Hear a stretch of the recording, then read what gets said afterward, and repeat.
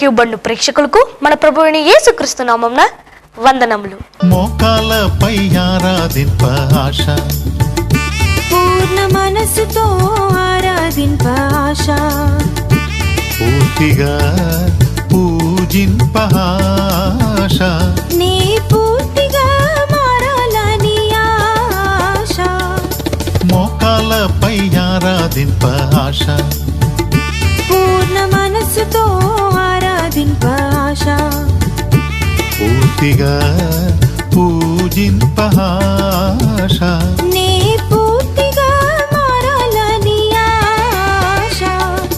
మోకాలపై ఆరాధింప ఆశ.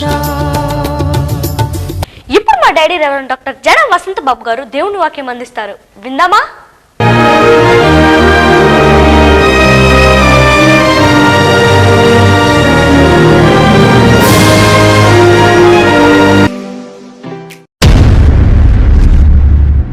క్రీస్తునందు నాకు ప్రియమైనటువంటి దేవుని బిడ్డలారా, మన ప్రభు అయిన యేసుక్రీస్తు యొక్క మహిమగల నామం పేరట మీ 50 మందికి నా హృదయపూర్వకమైన వందనములు తెలియజేస్తూ ఉన్నాను. ఈ దినమందు శ్రీమంతుడకు దేవుడు మనతో మాట్లాడి బలపరచినట్లు పరమగీతాల గ్రంథం 2వ అధ్యాయం 8వ వాక్యమును చదువుకొని ధ్యానం చేసుకుందాం. ఈ 8వ వాక్యములో అమూల్యమైనటువంటి కార్యములు కనబడుతూ ఉన్నాయి. వాటిని క్షుణ్ణంగా నేర్చుకుంటూ ఆయన రాకడకు ఆయుత్తమవుదాం. Let's go through. ఆలకించుడి, నా ప్రియుని స్వరము వినబడుచున్నది. ఇదిగో అతడు వచ్చుచున్నాడు. గంతులు వేయుచు కొండల మీదను ఎగసి దాటుచు మెట్టల మీదను అతడు వచ్చుచున్నాడు.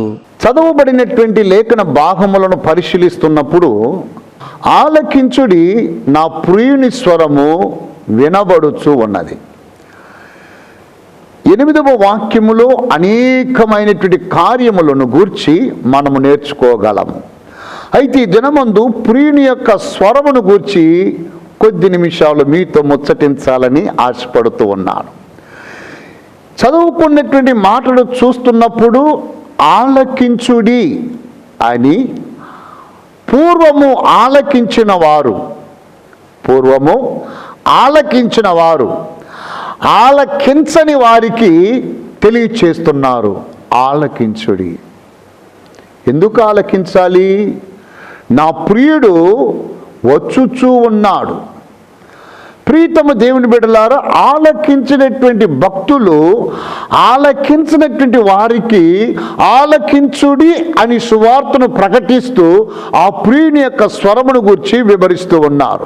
మత్తయి శుభవార్త 17వ అధ్యాయం 5వ వాక్యములో యేసుక్రీస్తు వారు రూపాంతరపు పర్వతం పైన తన యొక్క ప్రియమైన శిష్యులతో రూపాంతరము చెందినప్పుడు అక్కడ ఒక శబ్దం వినబడుతుంది. ఈయన నా ప్రియ కుమారుడు, ఇతని యందు నేను ఆనందించుచున్నాను, ఆయన మాట వినుడి అని ఒక శబ్దము, అద్భుతమైనటువంటి స్వరం వినబడుతుంది. కారణం ఏమిటో తెలుసా? ప్రియమైనటువంటి దేవుని బిడ్డలారా, షోలమితి తెలియచేస్తుంది, ఆలకించుడి, నా ప్రియుని స్వరము వినబడుచు ఉన్నది, ఇదిగో అతడు వచ్చుచూ ఉన్నాడు. ఆ ప్రియతమ దేవుని బిడ్డలారా, ప్రియుడు అనబడిన పరమ వరుడైన యేసు క్రీస్తు వారు వచ్చుచూ ఉన్నాడు కనుక మీరు ఆయన స్వరమును వినుడి అని ఆమె తెలియచేస్తూ ఉన్నప్పుడు, ప్రియతమ దేవుని బిడ్డలారా, కడవరి దినాలలో చివరి దినాలలో ఉన్నటువంటి మన యొక్క ఆధ్యాత్మికమైన జీవితంలో ఆయన స్వరమును వింటూ ఉన్నామా? ఆయన స్వరమును ఆలకిస్తూ ఉన్నామా? ఒక్కసారి పరిశోధన చేసుకోవాలి. ఎందుకంటే మత్తయి శుభవార్త 25వ అధ్యాయం 6వ వాక్యంలో మనం చూస్తూ ఉన్నప్పుడు అక్కడ ఒక అద్భుతమైన కేక అనగా స్వరము వినబడుతుంది. ఆ స్వరమును విన్నటువంటి వారు ఏ రీతిగా ఆయుధపడ్డారు, ఏ రీతిగా సిద్ధపడ్డారు, ఏ రీతిగా కొనిపోబడ్డారు, ఏ రీతిగా విడవబడ్డారు అన్న కార్యాన్ని ఆ స్థలంలో చూడగలం. ఒక్కసారి మత్తయి శుభవార్త 25వ అధ్యాయం 6వ వాక్యాన్ని చదువుకుందాం. అర్ధరాత్రి వేళ ఇదిగో పెండ్లి కుమారుడు అతనిని ఎదుర్కొన రండి అను కేక వినబడెను. ప్రియమైనటువంటి దేవుని బిడ్డలారా, యేసుక్రీస్తు వారు చెప్పినటువంటి ఉపమానంలో 10 మంది కన్యకులు ఆయుత్తపడి పెండ్లి కుమారుని ఎదుర్కోవడానికి పోతూ ఉన్నారు. యేసుక్రీస్తు వారు చెప్పినటువంటి మాటలను బహు జాగ్రత్తగా పరిశీలించాలి. ఆయన అంటూ ఉన్నాడు, 10 మంది కన్యకులు సిద్ధపడ్డారు. 10 మంది కన్యకులు బయలుదేరారు. 10 మంది కన్యకులు వేచి ఉండగా పెళ్లి కుమారుడు వచ్చుటకు ఆలస్యమాయెను. ఆలస్యము కాగానే 10 మంది కన్యకులు పరుండారు. 10 మంది కన్యకులు నిద్రించారు. అయితే అర్ధరాత్రి కాల సమయమందు ఒక కేక, ఒక స్వరం వినబడుతుంది. ఇదిగో పెళ్లి కుమారుడు, ఆయన ఎదుర్కొనుటకు ఆయుత్తపడుడు అని ఒక కేక వినబడగా, కేకను, ఆ స్వరమును, ఆ శబ్దమును 10 మంది కన్యకులు విన్నారు. 10 మంది కన్యకులు వినిన తరువాత 10 మంది కన్యకులు లేచారు. 10 మంది కన్యకులు లేచి ఆయుత పడ్డారు. కానీ క్రీస్తు వారు పలికిన ఉపమానములో 5 మాత్రము పెండ్లి కుమారునితో వెళ్ళారు. 5 పెండ్లి కుమారునితో వెళ్ళక విడవబడినట్లుగా కనబడుతుంది. దీనికి ఏంటి కారణం అని చూస్తే, బుద్ధి కలిగినటువంటి 5 మంది కన్యకల యొక్క సిద్ధులలో అదనంగా నూనె కనబడ్డది. కానీ బుద్ధి లేనటువంటి కన్యకల యొక్క దివిటీలలో నూనె ఉన్నది, కానీ సిద్ధులలో నూనె లేదు. దివిటీలు ఆరిపోయాయి, నూనె ఖాళీ అయిపోయింది. అయ్యో పెళ్లి కుమారుడు ఎదుర్కొన్న రండి అని కేక వినబడగానే చివుక్కని లేచారు, ఆయుత పడ్డారు. కానీ వీరి దగ్గర నూనె లేదు. వారి దగ్గర సిద్ధులలో నూనె ఉన్నది కనుక ఆయుతం చేసుకున్నారు. ఇప్పుడు వీరు వారిని అడిగారట, కొంచెము మాకు నూనె ఇవ్వడి. అందుకు బుద్ధి కలిగిన వారు చెప్పారట. ఏమని చెప్పారంటే, ఇది మీకును మాకును చాలదేమో, కాబట్టి మీరు వెళ్ళి అమ్మవారి యొద్ద కొనుక్కొనుడి. వెనువెంటనే ఈ బుద్ధి లేని 5 కూడా పరుగులు తీసి అమ్మవారి యొద్దకు వెళుతూ ఉన్నారు. ప్రియతమ దేవుని బిడ్డలారా, స్త్రీ అనగా కన్యక దేనికి గుర్తు అంటే సంఘానికి గుర్తు. అవునండి, అవును. కన్యకలు 10 మంది బయలుదేరారు. సంఘాలన్నీ చాలామంది విశ్వాసులు బయలుదేరారు. అందరూ సిద్ధపడ్డారు, అందరూ వచ్చారు, అందరూ నిద్రించారు, అందరూ స్వరం విన్నారు, అందరూ లేచారు. 5 మంది విడవబడ్డారు. ఏంటంటే వారికి నూనె లేదు. నూనె అనగా 1 విశ్వాసానికి సాదృశ్యము, 2 అభిషేకానికి సాదృశ్యము. ఈ 5 మంది కన్యకలకు విశ్వాసం అనే నూనె తక్కువై ఉంది, అభిషేకం అనబడిన నూనె తక్కువయ్యింది. బుద్ధి కలిగిన వారు చెప్తున్నారు, అమ్మవారి యొద్దకు వెళ్ళి కొనుక్కొనుడి.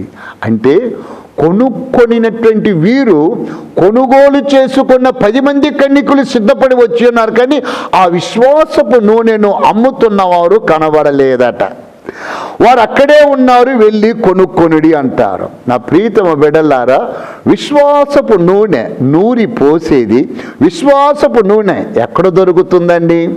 రోమిలకు రాసిన పత్రిక 10వ అధ్యాయం 17వ వాక్యములో చూచినప్పుడు, వినుట వలన విశ్వాసము కలుగును.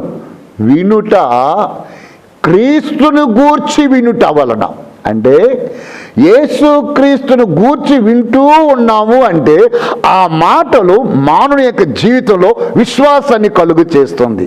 ఒక్క నిమిషం. నూనె అంటే విశ్వాసపు నూనె నూరి పోసేది ఎవరండి?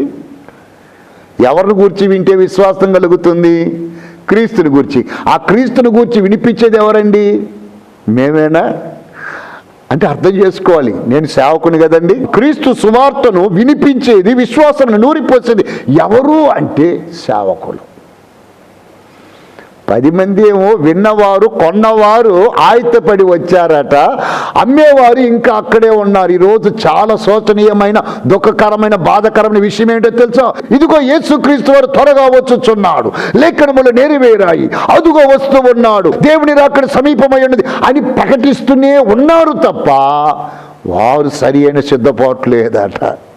అందుకనే బుద్ధి కలిగిన వారు చెప్తున్నారు, ఈ విశ్వాసం నూరిపోసేవారు ఇంకా ఆ పనిలోనే ఉన్నారు, మీరు వెళ్ళండి.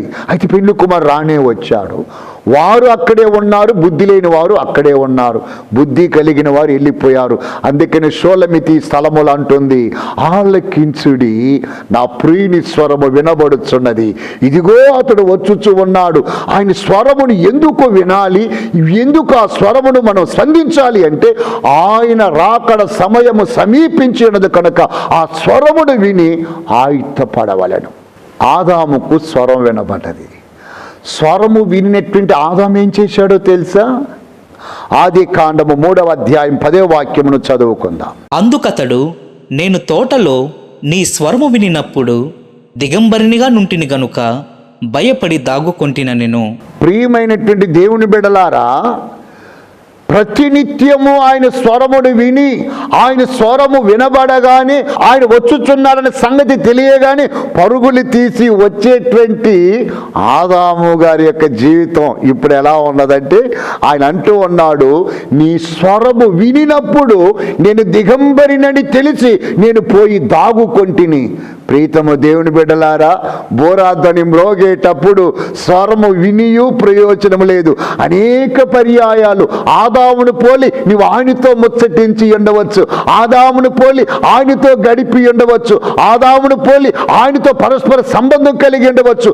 కానీ బోరాధ్వని మ్రోగే సమయానికి ఆయన స్వరము విని పరిగెత్తుకొని ఆయన రెక్కల క్రింద చేరగలవా, లేదంటే దాగుకునే పరిస్థితిలో ఉండగలవా? ఆలోచించుకొనుము. ఎప్పుడు ఆదాము దాగుకున్నాడో తెలుసా?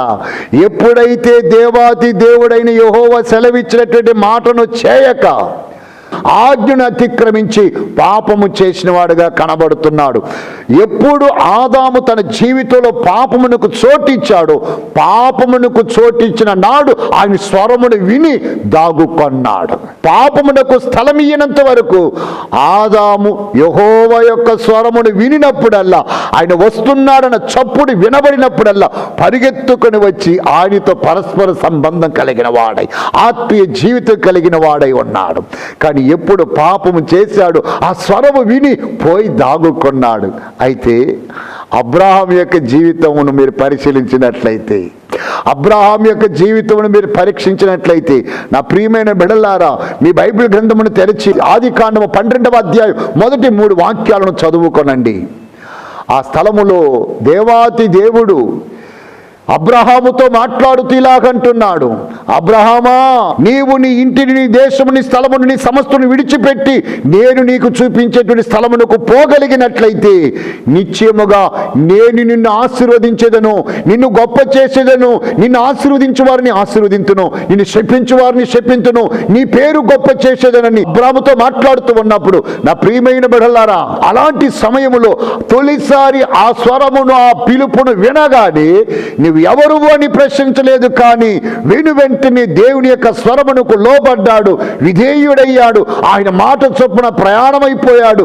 ఎప్పుడైతే అబ్రహాము దేవాతి దేవుడైన స్వరమును విని ఆ ప్రకారం చేశాడు, ఈ రోజు వరకు కూడా విశ్వాసులకు తండ్రిగానే పిలువబడుతూ ఉన్నాడు. ఆశీర్వాదకరముగా మార్చబడ్డాడు, శ్రీమంతుడుగా పిలువబడ్డాడు, దీవెనకరముగా కనబడ్డాడు. నిజమే నా ప్రీతమ దేవుని బిడ్డలారా, రేపటి దినమందు దేవుని బోరాధ్వని మ్రోగినప్పుడు, ఇదిగో పెళ్లి కుమారుడు వచ్చుచున్నాడనే స్వరం వినినప్పుడు ఎత్తబడే పరివారంలో నీ ఉండాలంటే స్వరము వినినప్పుడు ఆదాములాగా వెళ్ళి దాగుకోకూడదు. అబ్రహాములాగా లోబడి నువ్వు ముందుకు సాగగలిగినట్లయితే నిశ్చయముగా ఏ సమయంలో ఆ బోరాధ్వని మ్రోగిన రెక్కలు చాచి ఆయన పక్షముగా చేరగలం. అదే ప్రకారము ఆదికాండము 4వ అధ్యాయం 9వ వాక్యాన్ని చదువుతూ ఉన్నప్పుడు అక్కడ ఆదాము యొక్క కుమారుడు కనబడుతున్నాడు. ఆదాము యొక్క కుమారుడు ఎలాగో కనబడుతున్నాడో ఒక్కసారి పరిశీలించినట్లయితే, శ్రీమంతుడకు దేవుడు కయ్యూను అడుగుతున్నాడు, నీ తమ్ముడు ఎక్కడా అని. అందుకు కయ్యూను పలుకుతున్న మాటను ఒక్కసారి చూడండి. యెహోవా, నీ తమ్ముడైన హేబేలు ఎక్కడున్నాడని కయీనును అడగగా, అతడు, నేనెరుగను, నా తమ్మునికి నేను కావలివాడనా అనెను. ప్రియమైనటువంటి వారలారా, దేవుడు స్వరమెత్తి మాట్లాడి కయ్యూనుతో మాట్లాడుతున్నాడు, నాయనా నీ తమ్ముడు ఎక్కడా, నేను ఎరుగను అన్నాడు. పర్వాలేదండి, ఇన్ జనరల్గా చెప్పాడు అనుకున్నా, నేను ఎరుగను అన్నాడు. ఇది చాలామందికి అద్భుతమైన పదం. ఏదడిగినా నాకు తెలియదు, ఇది చాలా అద్భుతమైన పదం అండి. ఎంతటి కార్యములనైనా తప్పించుకోవడానికి ఒకే ఒక పదం, నాకు తెలియదు. కయ్యూను నేను ఎరుగను అన్నాడు. ఒకవేళ ఆ మాటతో ఆపి ఉన్నట్లయితే దేవుడు ఏం చేసేవాడో నాకు తెలియదు. కానీ ఆ తర్వాత ఇంకొక మాట అంటాడు, సర్వలోకనాథుడు, సర్వసృష్టికర్త, సర్వాధికారి అని దేవుడు అడుగుతున్నాడు, నీ తమ్ముడు ఎక్కడ అన్నప్పుడు నేను ఎరుగను, నా తమ్ముడికి నేనేమన్నా కావలివాడనా అంటే అర్థం ఏంటండి? నా తమ్ముడికి నేను కావలివాడనా అని దేవునితో మాట్లాడుతున్నప్పుడు ఆ స్వరము విని వినబడినటువంటి ఆ దేవుని స్వరమునకు వ్యతిరేకముగా ఎదిరించిన ధోరణి కనబడుతుంది. నిజమే, ఈరోజు ఆయన స్వరమును వినినప్పుడు ఆయన వాక్యమును వినినప్పుడు, ఆయన మాటలు వింటూ ఉన్నప్పుడు చాలామంది కయ్యిండ్లు బయలుదేరుతున్నారండి. చాలామంది కయ్యిండ్లు బయలుదేరుతూ ఆ స్వరమునకు, ఆ వాక్యమునకు, ఆ మాటకు వ్యతిరేకముగా మాట్లాడేవారు ఎందరో కనబడుతున్నారు. అందువల్ల జరిగినది ఏంటో తెలుసా? ఎప్పుడైతే దేవాతి దేవుని స్వరమును విని వ్యతిరేకించి విరుద్ధముగా మాట్లాడాడో ఆ దినమందు దేవుని యొక్క శాపమునకు గురి ఎగుటియే కాకుండా దేశదిమ్మరిగా చేయబడ్డాడు. ప్రీతమ దేవుని బిడ్డలారా, దేవుని యొక్క కోపమును, దేవుని యొక్క శాపమును పొందుకొని దేశదిమ్మరిగా చేయబడ్డాడు. నిజం. ఈరోజు ఆ స్వరం నీకు వినబడుతుంది ఈ కార్యక్రమం ద్వారా. ఈరోజు ఆ స్వరం మీకు వినబడుతుంది ఈ కార్యక్రమం ద్వారా. మరి ఈ కార్యక్రమం వింటూ, వీక్షిస్తూ, దేవుని మాటలకు, దేవుని స్వరములకు చెవియగుతున్న నా ప్రియ ప్రేక్షకులారా, మీ యొక్క ఒరవడి ఎలా ఉన్నది? స్వరము వినగానే పరిగెత్తుకొని పోయి దాగుకుంటున్నారా? స్వరము విని ఆ స్వరమును వెంబడిస్తున్నారా? స్వరము వినిన వెంటనే ఎదురాడుతూ ఉన్నారా? ఒక మనుషునికి స్వరం వినబడ్డది. అయితే ఆ మనుషుడు చాలా చిన్నవాడు కాబట్టి ఆ స్వరములో ఉన్నటువంటి వాస్తవికతను అర్థం చేసుకోలేకపోయాడు. ఒక్కసారి సమూయేలు ఈ స్వరం విన్న వెంటనే ఈ బాలుడు పరిగెత్తుకొని పోయి ఎవరిని లేపుతున్నాడో తెలుసా? ఏలీ గారి దగ్గరికి వెళ్ళి, తండ్రి, నాయన, చిత్తగించుము, నన్ను పిలిచారా అని అడిగాడు. ఒక్కసారి, 2 సార్లు, 3 సార్లు, ముమ్మారు ఆ స్వరమును వినినప్పుడల్లా ఏలీ దగ్గరికే వచ్చి మాట్లాడాడు.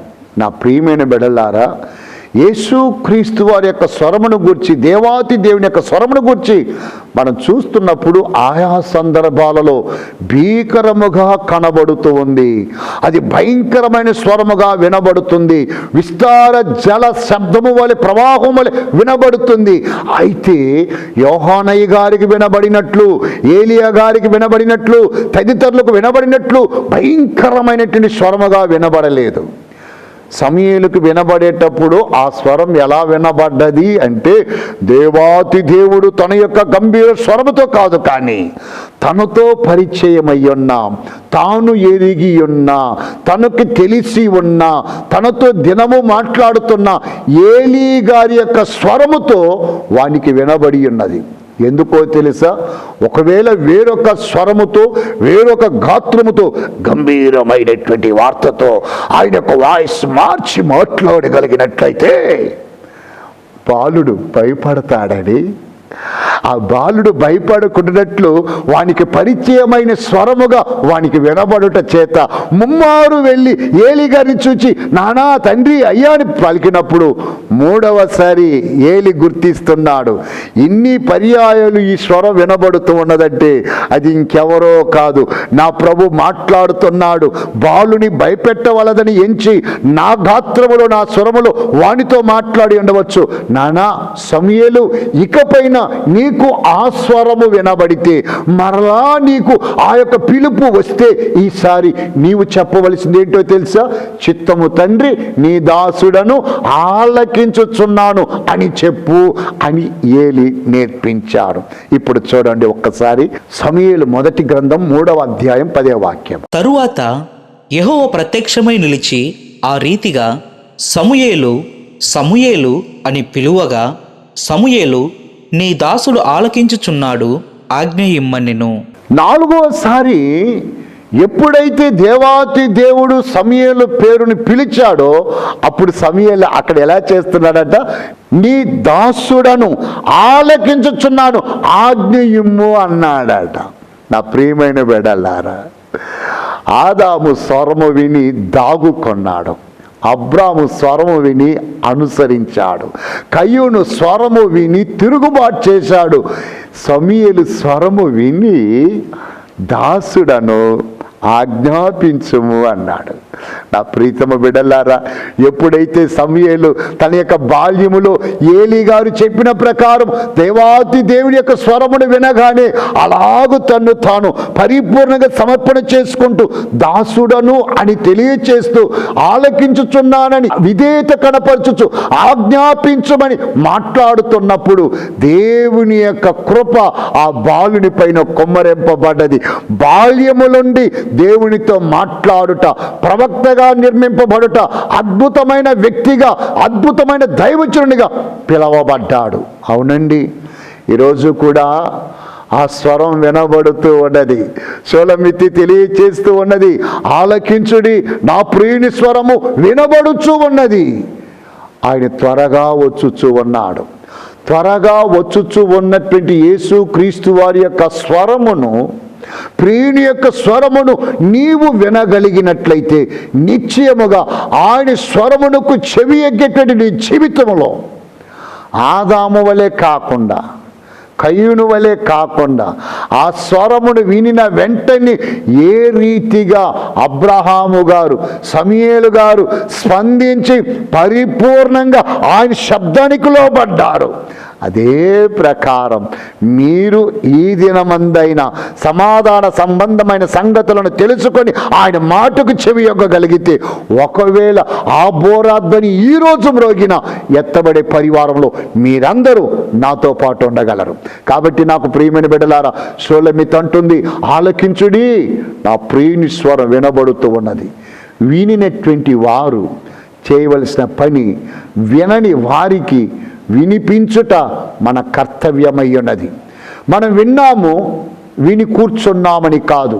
ఎప్పుడైతే ఆయన స్వరమును విని ఆ మాధుర్యమును గుర్తించామో అప్పుడు వినని వారికి ఈ సత్య సువార్తను, ఆయన స్వరమునకు సాదృశ్యమైన వాక్యమును తీసుకొని పోవాలి. ఈరోజు నీవు రక్షింపబడ్డావని మాత్రమే కాదు, రక్షింపబడిన నీవు ఎంతమందిని రక్షణలోనికి నడిపించావని ప్రభు ప్రశ్నించినప్పుడు నీవెంతమందిని నడిపించి ఉంటావు? దశలోనికలో ఉన్నటువంటి సంఘముతో మాట్లాడుతూ ఆయన అంటున్నాడు, మా నిరీక్షణ, మా అతిశయ కిరీటం ఏది? మా అతిశయ కిరీటం ఏది? ప్రభువైన యేసు క్రీస్తు వారు ప్రత్యక్షమైనప్పుడు ఆయన ఎదుట మీరే కదా అంటాడు. ఆయన ఎదుట మీరే కదా అంటాడు. అంటే ఎంతమందికి సువార్తను బోధించాడో, ఎంతమందికి సువార్తను తెలియచేశాడో. గత వారంలో ధ్యానించిన ప్రకారం సువార్త చెప్పకపోతే నాకు శ్రమ అన్నటువంటి పౌలు ఆ సువార్త పనిలో ఎందరికైతే తాను దమస్కో మార్గములో వినినటువంటి స్వరమును గూర్చి అనేకులకు సాక్ష్యమిచ్చి ప్రభువులోనికి నడిపించాడు. ఆ పరివారంతో అంటున్నాడు, మన ప్రభువైన యేసు క్రీస్తు వారు ప్రత్యక్షమయ్యేటప్పుడు మా అతిశయ కిరీటమేది? ఆ ప్రత్యక్షమయ్యేటువంటి గడియలో మీరే కదా అంటాడు. నిజంగా ఎంతమందిని నీవు ప్రభువులోనికి నడిపించి రక్షణ మార్గాన్ని తెలియచేస్తావో వారందరూ రేపటి దినమందు నీకు అతిశయ కిరీటముగా మార్చబడతారు. ఆయన ఎదుట మీరే కదా అన్నప్పుడు ఎంతమందికి సువార్తను ప్రకటించి, ఎంతమందికి తాను వినిన స్వరమును గురించి తెలియచేసి ఉంటాడు. విన్నాడు దమస్కో మార్గములో, సౌలా సౌలా అని స్వరం విన్నాడు. విని వెంటనే ప్రభువు ఎలాగైతే సూచించాడో అదే ప్రకారం తెన్నని వీధికి వెళ్ళాడు, అదే ప్రకారం స్వస్థత పొందుకున్నాడు. ఆయన స్వరమునకు లోబడ్డాడు. ఆయన వినినటువంటి స్వరమును గూర్చి వినని వారికి తెలియచేశాడు. అలాగూ ఆయన ద్వారా వినినటువంటి వారు ఎందరైతే రక్షింపబడ్డారో వారితో అంటున్నాడు, మా అతిశయ కిరీటమేది? మా ప్రభు ప్రత్యక్షమైనటువంటి దినమందు ఆయన ఎదుట మీరే కదా. మరి నా ప్రియమైన బిడ్డల, మీరు స్వరమును విన్నారు, వాక్యమును విన్నారు, రక్షింపబడ్డారు. ఎంతమందిని రక్షించారు? స్వరం విన్న తర్వాత విన్నాము ఉన్నామని కాకుండా వినిన వారు వినని వారికి చెప్పాలి. వినిన వారు వినని వారికి చెప్పాలి. ఆ పనిని షూలమితి చేస్తుంది.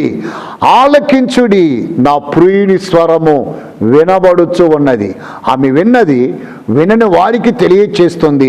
ఆలకించుడి, నా ప్రియుని స్వరము వినబడుచున్నది. ఇదిగో అతడు వచ్చుచు ఉన్నాడు.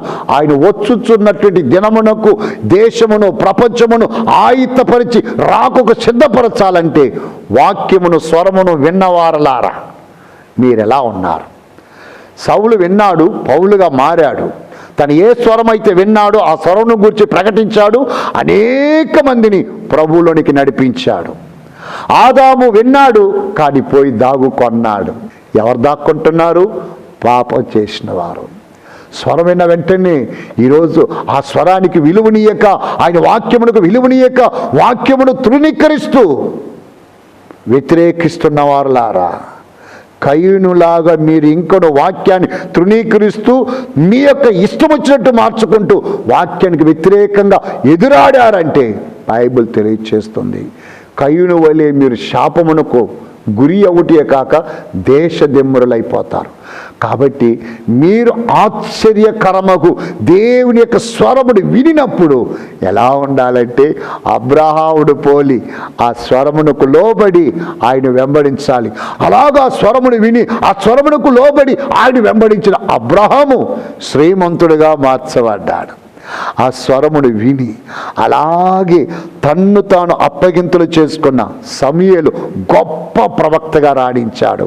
ఆ స్వరమును విని అలాగే సంపూర్ణమైన విధీయత కనపరిచిన సౌలు పౌలుగా మారి వేలాది ఆత్మలను సంపాదించాడు. నా ప్రియమైన బిడ్డలారా, ఈరోజు ఆ స్వరం నీకు వినబడుతుంది. ఈ వాక్యము ద్వారా మీరు ఆయన స్వరం వింటున్నారు. ఆయా సందర్భాల్లో దేవుని స్వరం వింటూ ఉన్నారు. మరి వింటూ ఉన్న మీ జీవితంలో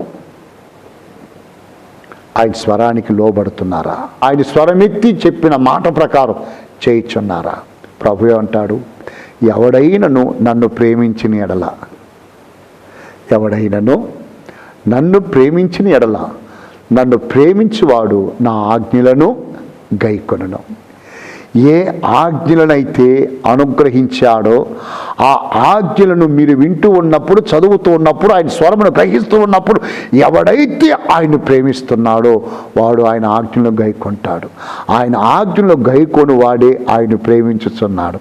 మరి యేసుక్రీస్తు వారిని, నీ కొరకు ప్రాణం పెట్టిన ప్రభువుని, నీ కొరకు ఇల్లు సిద్ధము చేసి తిరిగి రాబోతున్న ఆ ప్రభువుని నువ్వు ప్రేమిస్తున్నావా? నువ్వు ప్రేమిస్తున్నావా? నిశ్చయముగా నీవు ప్రేమిస్తున్నావంటే ఆయన స్వరమునకు లోబడి ఆయన ఆజ్ఞలను అనుసరించి ఆయనకి ఇష్టమైన జీవితం చేయాలి. ప్రభు మిమ్మల్ని దీవించి మేలుతో నింపునుగాక.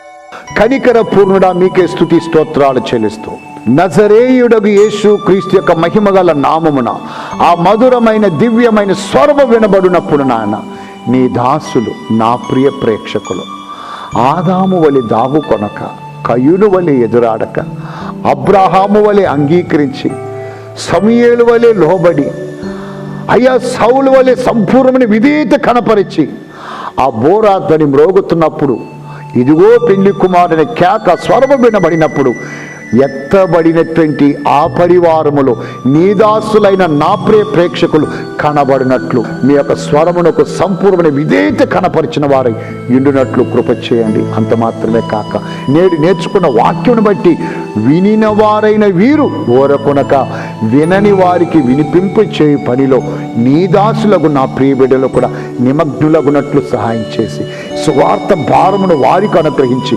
మేలుతో నింపి మహిమ ఘనత ప్రభావాలు మీరు పొందమని క్రీస్తు యేసు యొక్క ఉన్నత నామమున ప్రార్థించి వేడుకుంటున్నాను తండ్రి. ఆమేన్. మన ప్రభువు అయిన యేసు క్రీస్తు నుండి కృపా సమాధానాలు కార్యక్రమం వీక్షిస్తున్నటువంటి బిడ్డలకును, ఈ కార్యక్రమానికి స్పాన్సర్ చేసిన దాసులకును, మరి ఈ కార్యక్రమంలో నాతో కలిసి సహకరించిన శ్రమించిన బిడ్డలకును, మరి విశేషముగా భూలోకంలో దైవ చిత్తాన్ని జరిగిస్తున్న సకల పరిశుద్ధులకు దేవుని బోరాధ్వనితో ప్రభు మధ్యాకాశంలో ప్రత్యక్షమయ్యేంత వరకు తోడై నడిపించునుగాక. ఆమేన్. ఆమేన్.